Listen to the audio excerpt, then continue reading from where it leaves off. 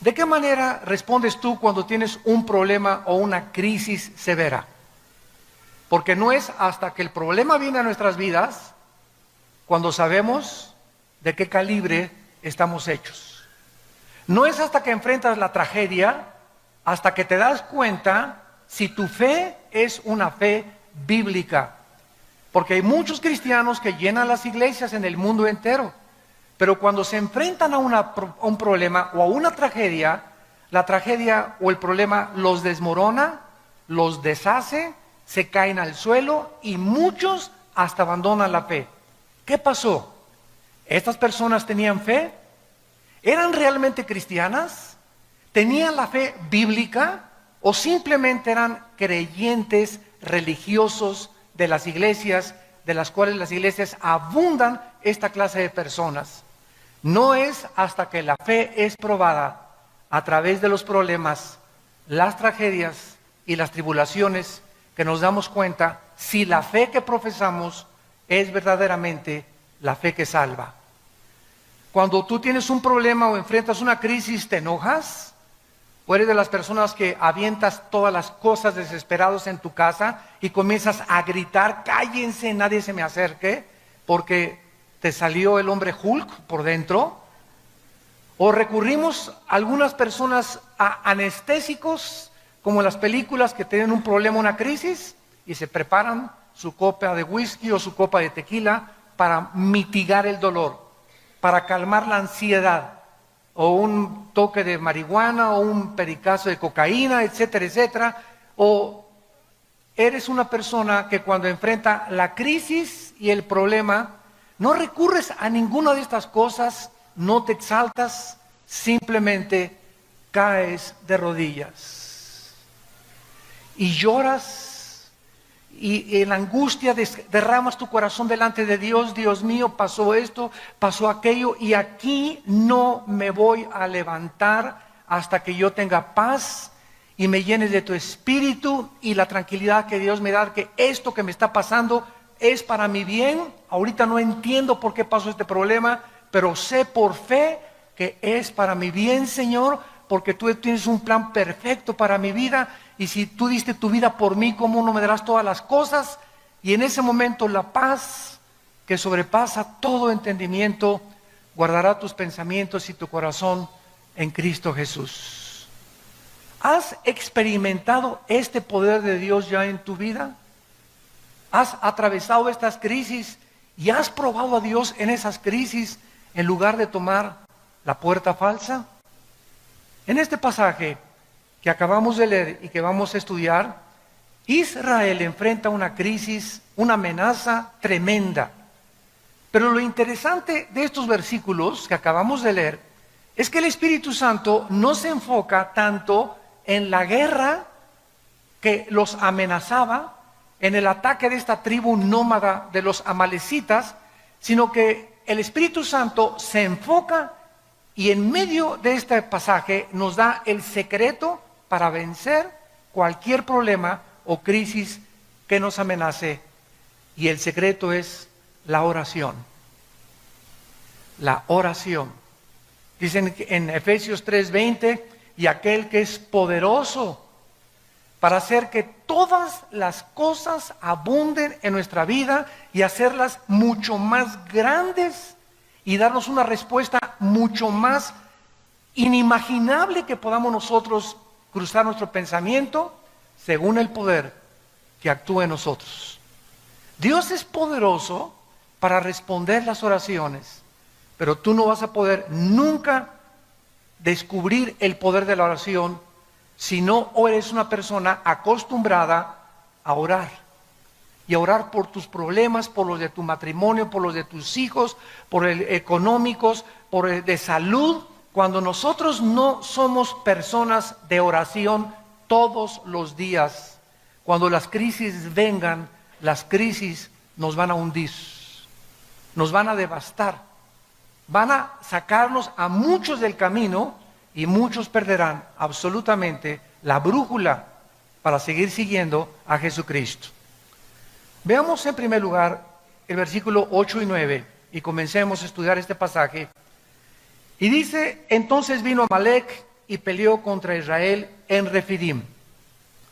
Lo primero que tenemos que entender es lo siguiente: los amalecitas fueron la primera tribu que atacó a Israel saliendo de Egipto.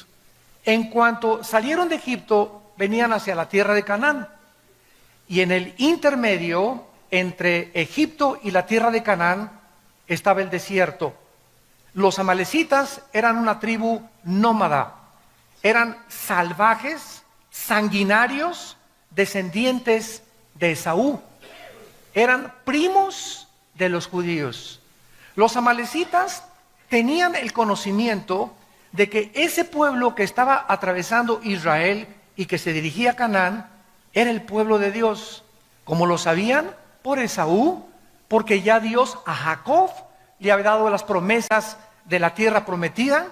Esaú era hijo de Jacob y se había transmitido la promesa de Dios a través de las generaciones. Pero los amalecitas no creyeron esta promesa, se aislaron totalmente, se volvieron salvajes y comenzaron a envidiar a Israel. Cuando salieron los israelitas de Egipto y se dirigen a la tierra de Canaán. Entonces ellos pensaron, ¿verdad? O van a acabar con nosotros en el camino, porque las tribus estaban en el camino de Israel. Israel no tenía ninguna intención de atacar a los amalecitas. Ellos querían simplemente llegar a la tierra de Canaán, pero los amalecitas, de una forma sanguinaria, se lanzaron despiadadamente para atacar a los judíos. Dios había ordenado el exterminio total de Amalec.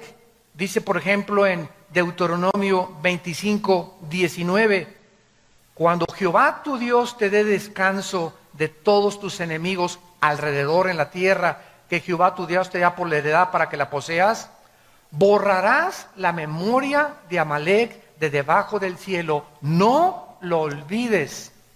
Dios dijo, no tengan misericordia de Amalec, destrúyanlo, acaben con esta tribu porque ellos son los más despiadados y sanguinarios y ellos no se van a arrepentir jamás.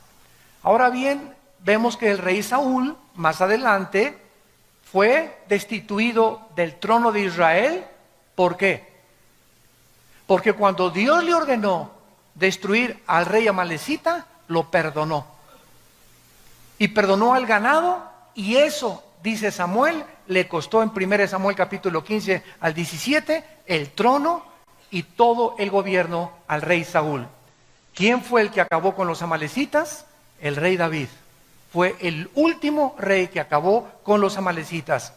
Ahora bien, después de todas estas cosas y antecedentes acerca de los amalecitas, tenemos nosotros que tratar de descifrar y de entender qué representan los amalecitas. Porque todas las cosas en el Antiguo Testamento son un símbolo, una representación de algo en el Nuevo Testamento. En el Antiguo Testamento vemos guerras, tribus atacando a Israel, cuerpo a cuerpo, y en el Nuevo Testamento cambia totalmente el panorama y el medio ambiente. Y dice Efesios 6:12, ahora los cristianos ya no tenemos lucha cuerpo a cuerpo contra nadie.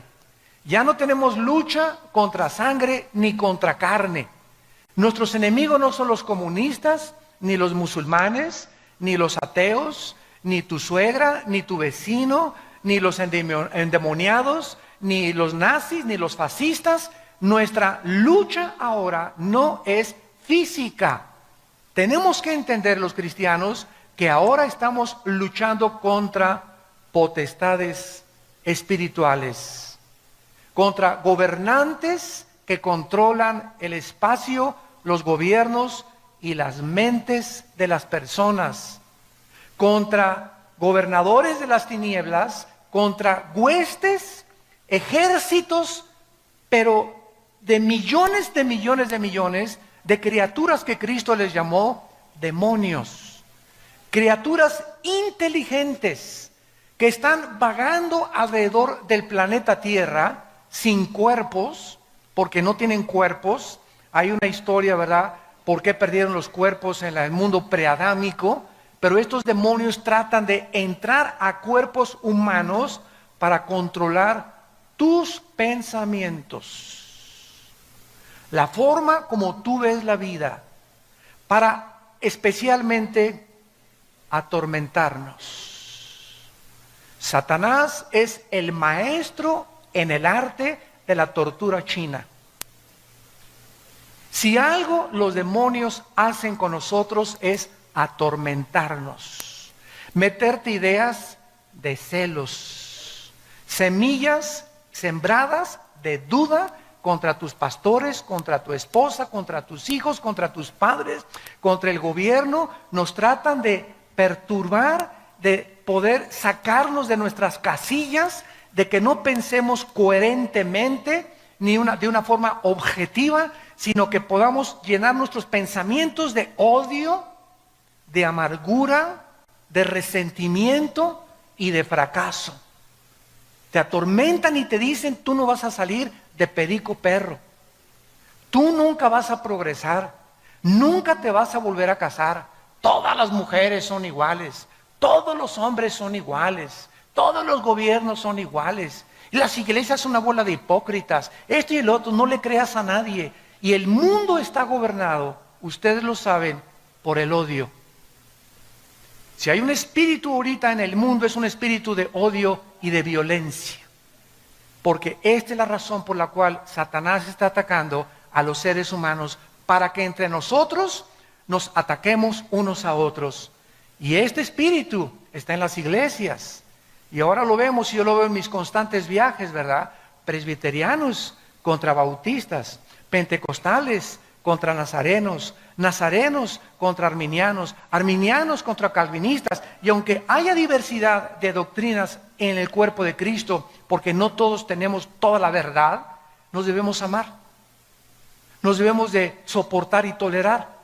Ahí me encanta en los debates que tengo en la televisión, debatir con ateos, con comunistas o con hermanos en la fe, sobre que la salvación se pierde, que no se pierde, que los demonios, que esto y el otro, pero no con el afán de demostrar: pues yo sé más que tú, ¿verdad? Sino con el afán de sacar más la verdad y poder escudriñar, investigar. Y es preciosa meternos a la Biblia y darnos cuenta que muchas cosas que sabemos, no las sabemos como las deberíamos de saber.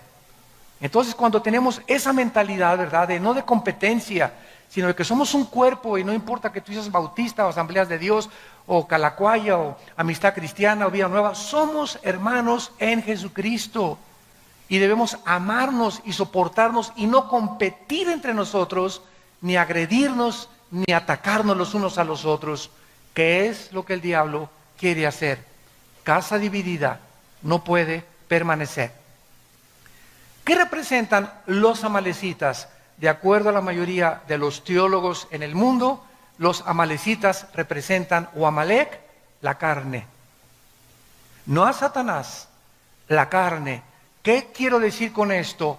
El más grande enemigo que tú tienes y que yo tengo, no es Satanás. Está dentro de mí, está dentro de ti.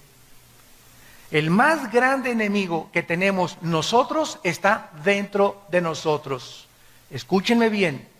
Y si ese enemigo que está dentro de mí y dentro de ti, yo no lo conquisto, esas pasiones lujuriosas, sexuales, de venganza, de amargura, de odio, de resentimiento, de envidia, de avaricia, si no conquisto dentro de mí estas pasiones, no puedo conquistar a nadie. Porque vamos a conquistarnos primero a nosotros para poder gobernar.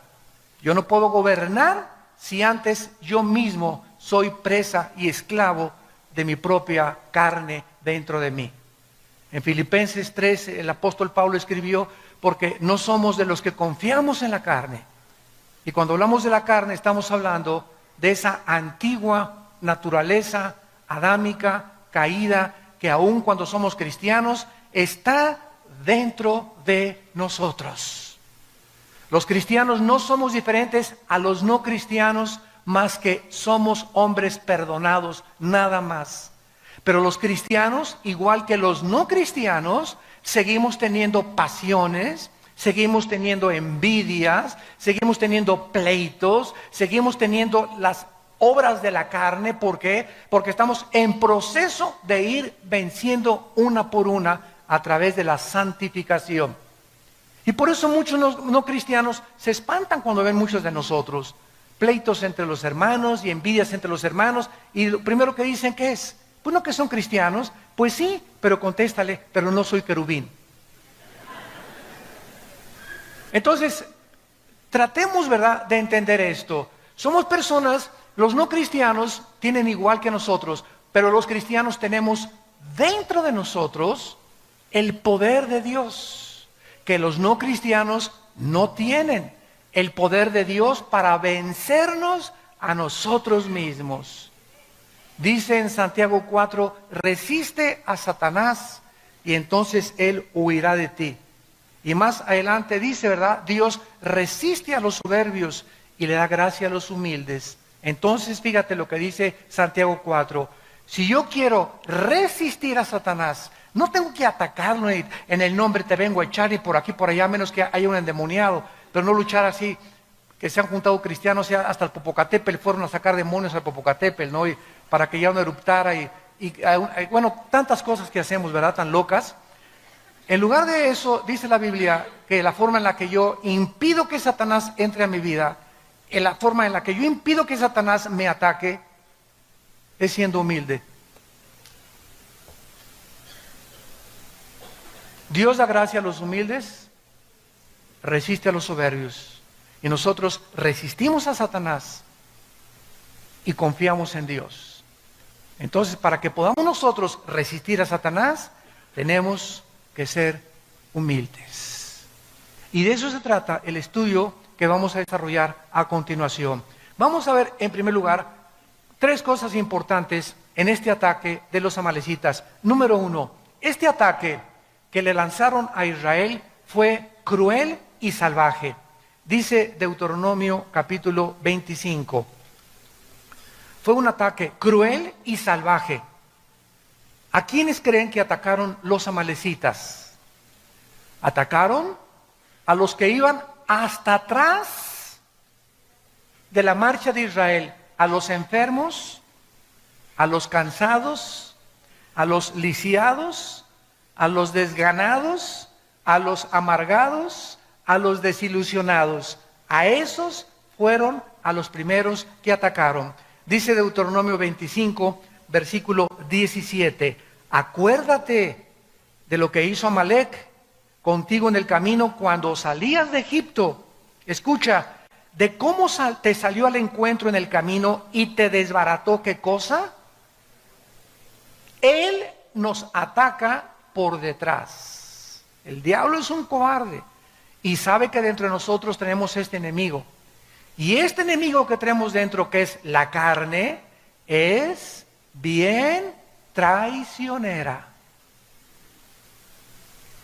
Y si un pastor o un cristiano está cansado y no descansa y no ha tomado vacaciones y no se fortalece, contra ellos viene el ataque.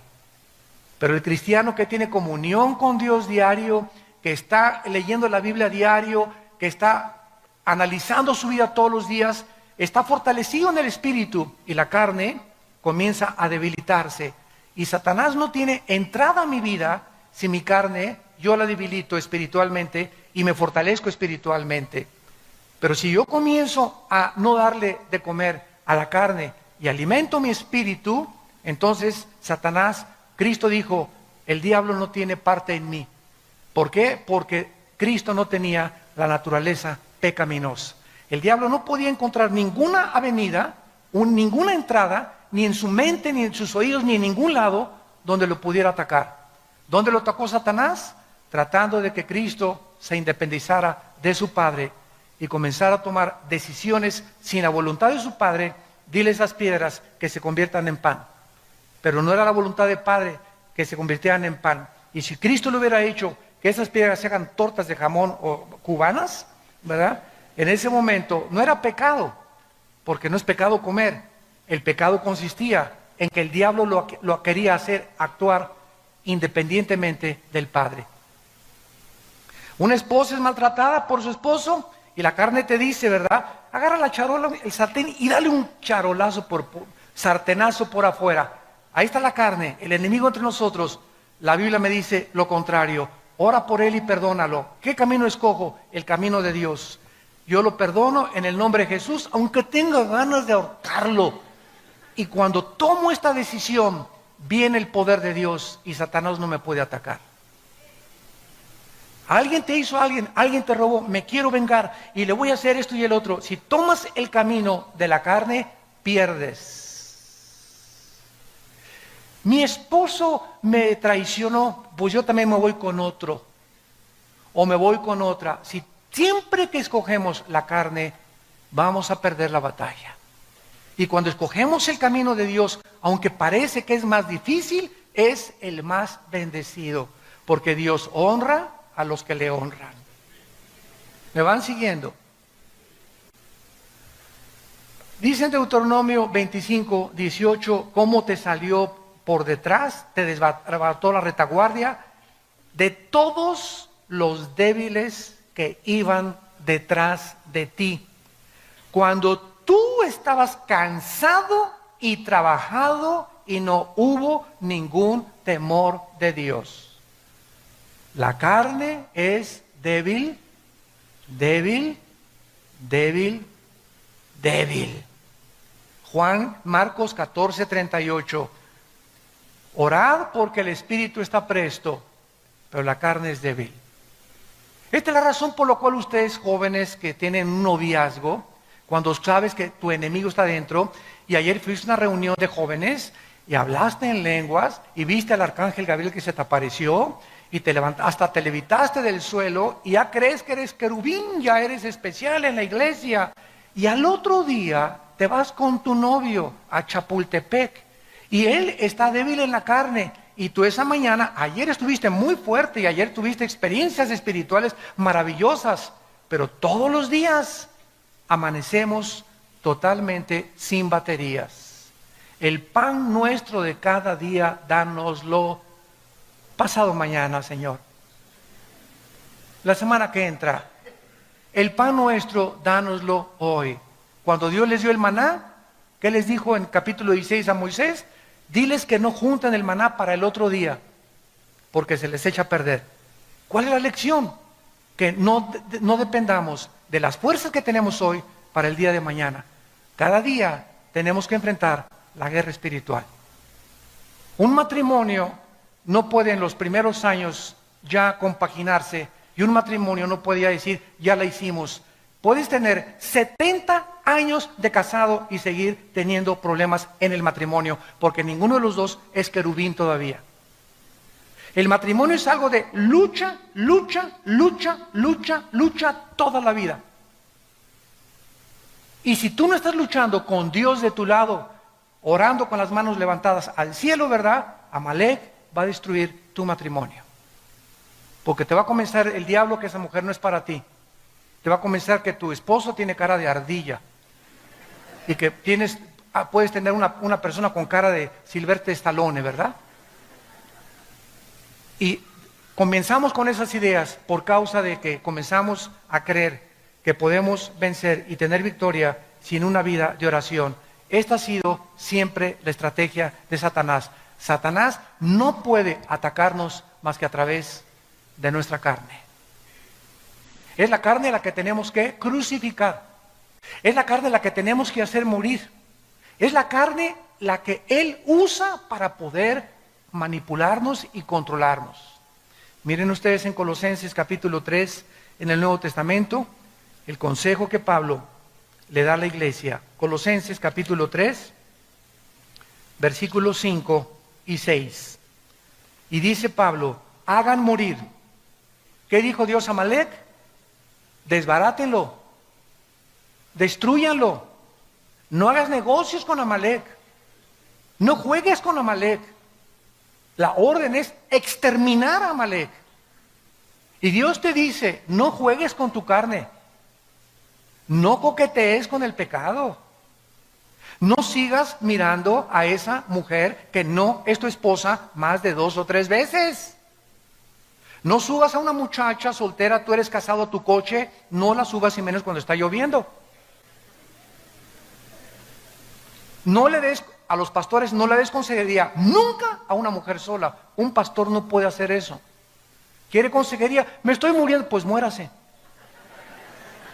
Si mi esposa no está conmigo, no la aconsejo. O si no está una hermana conmigo, no le doy consejería. Y menos en mi oficina con las puertas cerradas. ¿Por qué? Porque la carne es débil. La carne es débil, la carne es débil. No creas que porque de vez en cuando veo una película pornográfica, una vez a la semana y una canita al aire, comienzas a coquetear con el pecado y a creer que puedes vencer eso. La pornografía comienza a meter en nuestra vida fantasías sexuales que te llevan siempre, siempre, siempre al adulterio. Las fantasías sexuales provienen de la pornografía, que te llevan a traicionar los votos a tu esposa y a tu esposo. Siempre comienza debilitando la carne Satanás.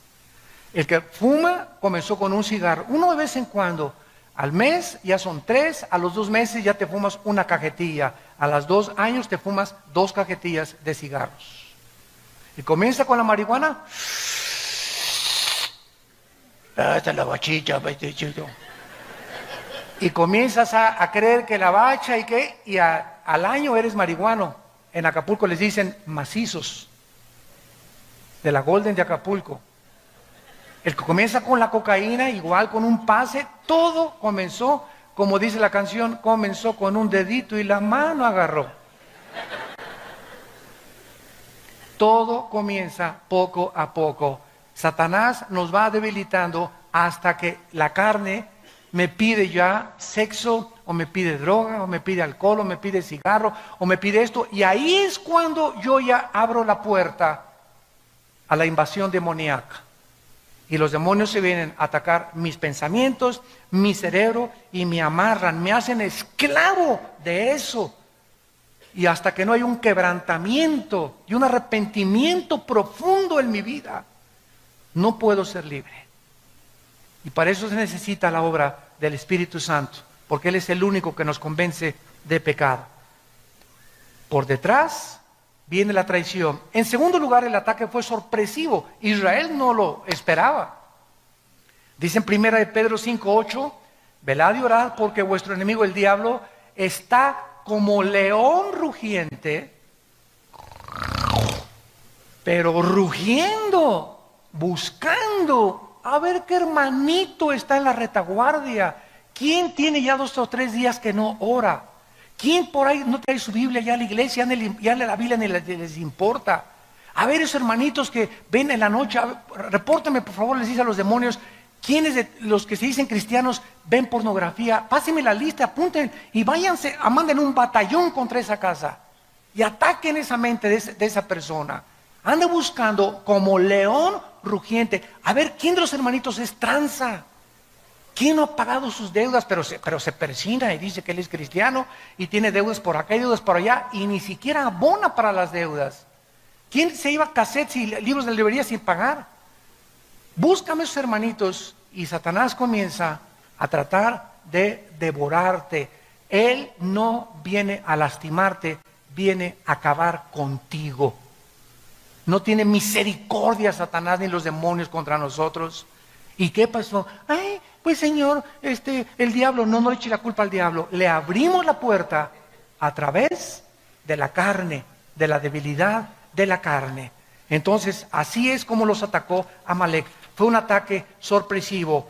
En tercer lugar, fue un ataque con el propósito de exterminar a la nación judía. Cuando nos atacan los enemigos, vienen con el propósito de acabar con mi vida. Si acaban con mi vida, acaban con mi matrimonio. Si acaban con mi matrimonio, acaban con mis hijos. Y tus hijos serán hijos de padres divorciados, sufriendo los traumas, los psicológicos que sufrieron el divorcio, y atacará tu negocio, y atacará tu crisis, y viene a acabar con todo lo que tú le des chance. Él viene para atacar, robar y destruir. Yo he venido para que tengan vida, dice Cristo, y para que la tengan en abundancia. Dice la Biblia en el Salmo 83 que esta fue la intención en todo el Antiguo Testamento de los enemigos de Israel. Querían exterminarlos y hasta el siglo XXI se sigue cumpliendo lo mismo. ¿Qué quieren las naciones ahorita de alrededor de Israel? La guerra del 67, la guerra de Yom Kippur del 73, la guerra del 81 y los demás ataques que les han lanzado, exterminar a los judíos. ¿Qué dijo el presidente de Irán, Ahmadinejad? Queremos borrar del mapa a Israel. ¿Por qué ese odio? O sea, ¿por qué Hitler quiso borrarlos del mapa? ¿Por qué en los tiempos de Esther quisieron borrarlos del mapa?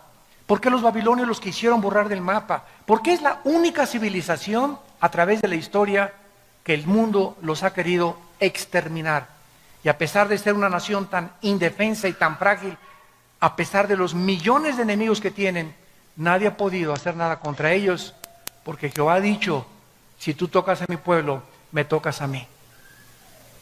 Dice en el Salmo 83, versículo 3, contra tu pueblo han consultado astuta y secretamente. Han entrado en consejo contra tus protegidos. Han dicho, venid y destruyámoslos para que no sean nación y no haya más memoria del nombre de Israel. ¿Se dan cuenta de la intención del enemigo? Queremos exterminarlos, queremos acabarlos. Es más, que nadie se vuelva a acordar de que Israel existió en el mundo.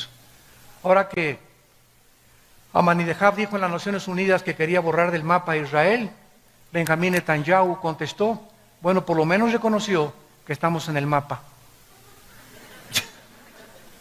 Porque si ustedes van al Medio Oriente, en el 80% de los países árabes y en Irán, en los mapas en las escuelas de la primaria, no está Israel en el mapa geográfico. No lo consideran ni siquiera que existe en el mundo. ¿Ese odio de dónde viene? ¿De dónde viene ese odio dentro de mí que me quiere autodestruir? Lo que vemos colectivamente y nacionalmente a través de Israel, lo vemos individualmente dentro de nosotros. Qué increíble que dentro de mí exista el espíritu más grande de autodestrucción. Porque somos autodestructivos y no necesitas ser cristiano para reconocerlo. Simplemente te pregunto, ¿por qué fumas? ¿No sabes que cuando el humo, el cigarro, la lengua, el paladar, el esófago, la laringe, la tráquea, los pulmones, los alvéolos, ¿no sabes que todo te está envenenando y que te está impidiendo disfrutar de la vida, ver a tus nietos crecer, disfrutar, tener una mente más clara? El cigarro te ofusca, todas las neuronas del cerebro te las comienza, ataca las cromosomas también del cuerpo y del ADN. ¿Por qué lo haces? Y tú me contestas, porque me gusta. Oye, pero ya aquí médicamente, mira, ya el doctor te está diciendo que hasta las cajetillas dicen, este producto es nocivo para su salud. ¿Cómo es posible que sabiendo nosotros que esto es veneno, yo me lo siga comiendo? ¿Qué significa esto? Que la Biblia tiene razón, somos autodestructivos. No nos queremos. ¿Por qué tienes la panza de Santa Claus que tienes? ¿Que no sabes que vas a enfermarte, que el colesterol, la diabetes, etcétera, etcétera? ¿Por qué no haces ejercicio? ¿Por qué no tomas suficiente agua? ¿Por qué no hacemos por sobrevivir y mantenernos un poquito más saludables? ¿De dónde viene esos pensamientos de no quiero, estoy flaca, me da esto, por aquí, por allá, cuando estamos pagando un precio de algún día acabar en un hospital y pagar millones de pesos por una cirugía o por una operación, porque no quisimos tener en cuenta nuestro cuerpo? ¿De dónde viene esto? De la autodestrucción de Amalek dentro de nosotros. Y dice Dios, hagan morir las obras de la carne. Inmundicia, fornicación, malos pensamientos, cosas por las cuales, ya lo leímos en Colosenses, viene la ira de Dios. Dios dijo, yo estoy enojado contra Amalek. Y en el Nuevo Testamento, mi ira es contra las personas inmorales. ¿Quieres hacer enojar a Dios? A través de la inmoralidad, lo haces enojar y te va como en feria, no sabes el precio que vas a pagar. ¿Por qué? Porque va a destruir tu vida. La pornografía es como una termita que se mete entre nosotros y nos deshace moralmente. Hace poco acaban de entrevistar a un candidato a la presidencia y reconoce que ha tenido amantes. Y se ve con una naturalidad tremenda, ¿verdad? Los políticos en Estados Unidos, por todos lados. Divorcia el mundo, la moral de las obras que ellos hicieron. Es que este hombre hizo esto, hizo puentes, hizo construcciones. Y pues sus canitas al aire, ¿verdad? Todos los tienen. Y golpeó a la mujer, no hay ningún problema. Y divorciamos el carácter de lo que es la persona ante la sociedad. ¿Saben ustedes que ahorita en el mundo la palabra resultados ya se introdujo al cristianismo? Y dicen los cristianos, tuvimos muy buenos resultados en esta campaña. Y saben una cosa, la palabra resultados no existe en la Biblia. Una máquina produce resultados, una computadora produce resultados, un robot produce resultados, pero un organismo vivo produce fruto. Solamente los organismos vivos producen fruto. Entonces nosotros no estamos para producir resultados, sino fruto. Apocalipsis 2, del 1 al 4. Mira la iglesia de Éfeso. Yo sé que eres celoso y repartes folletos y das tu diezmo y vas a la iglesia y cantas aleluya y vas a la misa de 7 de la mañana y te bautizas y esto es el otro, bla, bla, bla. Y ninguno de estos resultados los quiero porque tengo contra ti que no amas a nadie. Has perdido tu primer amor. Entonces vemos que muchos políticos, muchos cristianos tienen resultados. Hicieron una iglesia grande o políticos hicieron obras grandes, todo, ¿verdad? Resultados. Y Dios no busca lo que hacemos, sino lo que somos. Lo que somos. El carácter de tu vida es lo que le interesa a Dios. Lo vamos a ver en la segunda conferencia que voy a hablar sobre Juan 15, la vid y los pámpanos. Ahora regresamos a nuestro pasaje en penúltimo lugar y vemos el meollo de lo que queremos estudiar. Moisés le dice a Josué, y en ese tiempo Josué era joven, pero muy bien entrenado, para que Moisés le haya dicho, hazte cargo de la lucha contra Amalek y dirige tú las tropas, es porque Josué era un joven entrenado en el cual Moisés confiaba. Pero vean esto maravilloso. Le dice, ve y pelea con Amalek. Mientras tú estás peleando ahí en el campo de batalla, Josué, yo voy a subir a la colina, a un montecito. Y allá en el montecito, ¿verdad? Voy a subir con la vara de Dios. La vara de Dios representaba el poder de Dios. Y de una forma increíble y profunda, dice la Biblia en el versículo 10, entonces Josué, como le dijo Moisés, peleando contra Amalek, y Moisés, Aarón y Hur, tres personas subieron a un monte, al cumbre del collado. Y sucedía que cuando alzaba Moisés la mano, Israel iba ganando la guerra. Mas cuando Moisés bajaba la mano, Israel comenzaba a perder la guerra. ¿Qué es lo que Dios nos está enseñando a través de este retrato espiritual? Que lo que sucede en el mundo no se gana a través de la fuerza, ni del poder militar, ni de la economía, ni de tus recursos financieros. Lo que sucede en el mundo y lo que determina la victoria en tu familia, en la ciudad, en la política, en una nación, es algo que repercute en el cielo. La pelea no es aquí abajo, la guerra es aquí arriba. Es arriba, en las regiones celestiales, donde nosotros tenemos que pelear para que las cosas de aquí abajo funcionen. Santa Virgen de la Macarena. Nuestra guerra es espiritual. Y si usamos las armas carnales y terrenales, el enojo, la venganza, con mi dinero, mis influencias, ya mi compadre o el próximo gobierno lo van a hacer senador, y confías que tu compadre cuando lo hagan senador va a mejorar tus finanzas. En ese momento Dios está viendo que estás quitando tus ojos de Él y que estás creyendo que es tu compadre el que van a poner. Puedes depender y mejorar tu sueldo o mejorar tu posición. En ese momento cambias a Dios en imagen de semejanza de hombre corruptible. Y ya no puedes repetir con el Salmo 121, ¿de dónde vendrá mi socorro? De mi compadre que lo van a hacer senador. ¿De dónde vendrá mi socorro? De mis influencias que tengo, de mis amistades que me estoy logrando, de lo que estoy transando, de la forma como estoy avanzando en la vida. Y en ese momento hemos abandonado totalmente el concepto de que es aquí arriba donde yo puedo garantizar aquí abajo mi dependencia, mi permanencia y mi seguridad económica también.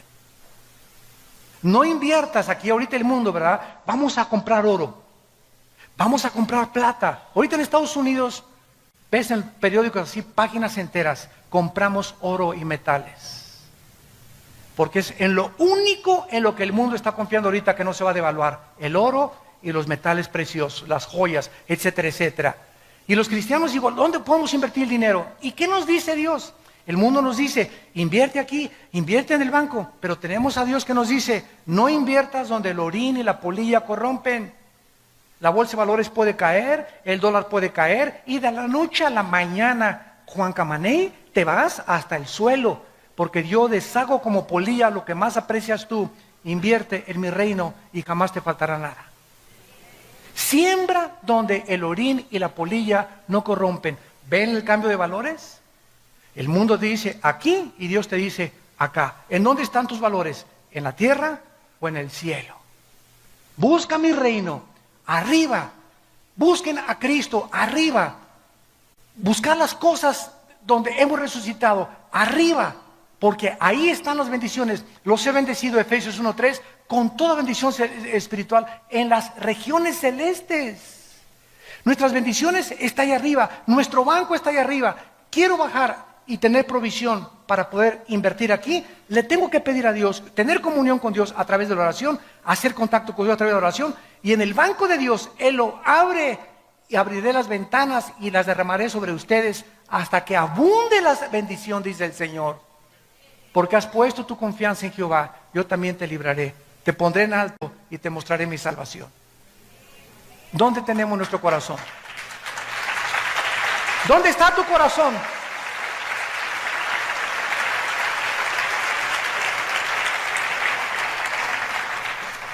Dice en Proverbios capítulo 21. Proverbios capítulo 21.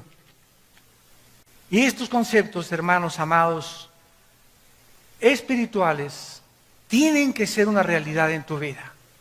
Para que salgas del pozo de la desesperación, para que salgas de esa vida de aflicción, de tormento, de pobreza extrema, donde yo no voy a salir nunca de perico perro y así me hizo Dios y así me voy a morir.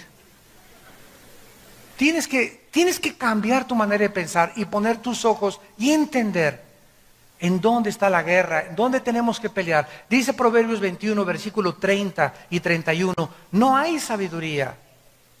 No consultes a los astrólogos ni a los eruditos científicos y matemáticos, políticos, antropólogos. No hay sabiduría en este mundo. No hay inteligencia, ni Stephen Hawking, ni Sócrates, ni nadie. Ni consejo. No hay nadie que te pueda aconsejar mejor que Dios. El caballo se alista para el día de la batalla, mas Jehová es el que da la victoria. Nos podemos preparar y hacer esto y planes, pero no van a depender de mis planes, de mis relaciones, de mis recursos. Va a depender de mi relación con Dios. Todo viene de arriba. Vean ustedes ahora Salmo 33, versículo 16 y 17. Y dice así, Salmo 33, del 16 al 17. Vano para salvarse es el caballo. La grandeza de su fuerza a nadie podrá librar. He aquí el ojo de Jehová sobre los que le temen, sobre los que esperan en su misericordia, para librar sus almas de la muerte y para darles vida en tiempo de hambre. Santos de Dios, ¿cuál es el propósito por el cual Dios escogió a Israel? Él hubiera escogido a los italianos, a los mexicanos. Ellos no son mejores que nosotros, no son más inteligentes que los árabes. Simplemente Dios escoge a un pueblo en un punto geográfico de la tierra para que la atención del mundo se enfoque en ese pueblo y veamos en ese pueblo los milagros de Dios, de sobrevivencia de ese pueblo, a pesar de que todas las circunstancias estaban y han estado siempre en su historia en su contra. En la guerra del 67, los 7 días del 1 al 7 de junio de 1967, los rodearon 20 millones de árabes, a los judíos. En la ley de las probabilidades, matemáticamente tenían 10 a la 12ª potencia de probabilidades de salvarse, que es infinitamente imposible. No había posibilidad de que se salvaran, eran demasiados contra ellos. Y en 6 días los judíos hicieron una obra de la milicia y un ataque, y la forma como respondieron, que ningún experto militar ni los jefes de West Point en Estados Unidos han podido decir cómo es posible que hayan podido sobrevivir. Y todavía el 7º día, ¿por qué creen que terminó en 6 días? Porque el 7º tenían que descansar. Hasta con eso, ¿verdad? Entonces, simplemente Israel es un ejemplo nada más del poder de Dios. Y ahora Israel está en la banca. Se van a seguir cumpliendo las profecías en él. Ahora Dios ha tomado un pueblo de judíos, griegos, italianos, mexicanos. Ahora ya no hay judío, no hay gentil. Ahora somos nosotros la iglesia. Y a través de nosotros Dios está mostrando la multiforme sabiduría que está en nosotros. Los ángeles, dice Efesios 3, están aprendiendo de nosotros. De la forma como reaccionamos, la fe que tenemos, porque para los ángeles no hubo gracia, los ángeles no conocen la misericordia, ellos pecaron y los condenó Dios, no hubo gracia para los ángeles. ¿Por qué no hubo gracia para los ángeles? Porque ellos veían a Dios y nosotros somos un pueblo que no vemos a Dios. Estamos en desventaja a los ángeles y a los que mucho se les da, mucho se les pide. Ellos fueron criaturas que veían a Dios todos los días, cara a cara. ¿Cómo no iban a tener fe si no iban a ver a Dios? Nosotros somos un pueblo que no vemos a Dios, pero que creemos, y eso es lo que le agrada a Dios, que lo que creamos aunque no lo veamos. Simplemente creer lo que Él dijo en su palabra. Y esto es exactamente lo que sucedió con Amalek. Ellos comenzaron a darse cuenta que no es con espada ni con ejército, sino con mi espíritu, dice el Señor. Moisés sube a orar a la colina y comienza a prevalecer. Lo que sucede en el campo de batalla determinó lo que Moisés hacía en la colina. Mi vida de oración va a determinar la felicidad de mi matrimonio. Mi vida de oración va a determinar la salud y la protección de mis hijos. Mi vida de oración y comunión con Dios va a determinar mi prosperidad en mi negocio. Porque Dios me quiere prosperar, Dios me quiere bendecir, no para enriquecerme a mí, sino para ser yo un canal con lo que Dios me da para bendecir más su obra. Porque Dios tiene que buscar canales de bendición. Podían bajar los ángeles y hacer la obra de Dios, y los ángeles construir iglesias, y los ángeles predicar el evangelio, pero a Dios le agradó a nosotros usarnos para su gloria. Es Dios el que quiere usar a la iglesia ahora. Y finalmente, vemos que Moisés también, dice la Biblia aquí en Éxodo, versículo 17, se cansaba. Versículo 12, Éxodo 17, 12, y las manos de Moisés se cansaban, por lo que tomaron una piedra. Deuteronomio 32, tú eres la roca. Efesios 2, 20, la piedra es Jesucristo. Cuando Pedro le dijo a Cristo, tú eres el Mesías, el Hijo del Dios viviente. Y Cristo le contesta, tú eres Pedro, y sobre esta roca edificaré mi iglesia. No estaba diciendo que sobre Pedro, estaba diciendo sobre la roca que es Jesucristo. Sobre Él está, Él es la piedra del ángulo, no un hombre. Él es la piedra del ángulo, Él es la roca. ¿Qué simboliza esto? Que la vida nos cansa. ¿No es verdad? Yo llego, créamelo, en estos viajes que he tenido últimamente, llego así a mi casa, ya a la casa de ustedes donde vivimos, y llego cansado del avión, manejado, problemas por acá, esto y el otro, guerras espirituales, a veces problemas con los hijos, etcétera, etcétera, y cae uno así desguanzado, paz, y caigo, me pongo mis cojincitos para no lastimarme más mis rodillas, y ahí hincado, ¿verdad, Padre Santo? A implorar, a veces lloro ahí 15 minutos, 20 minutos, Señor, ya no puedo, Señor, y no quiero pensar ya en nada, Padre, ayúdame. Y conforme más tiempo oro y más tiempo oro, comienzo a sentir cómo me levanta algo sobrenatural. Y después de media hora, 40 minutos de estar con el Señor, como que de repente cambió todo el panorama y todo lo veis ya un poco más claro.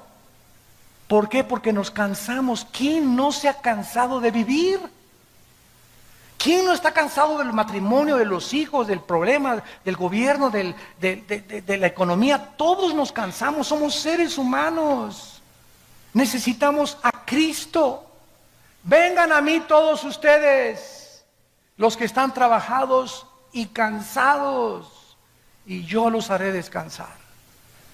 La roca sobre la cual Moisés se sentó representa a Cristo. Tenemos, aparte de que estar orando continuamente, tenemos que descansar en el Señor. Y lo más maravilloso de esto es que ya sentado Moisés sobre la piedra, se le cansaban las manos.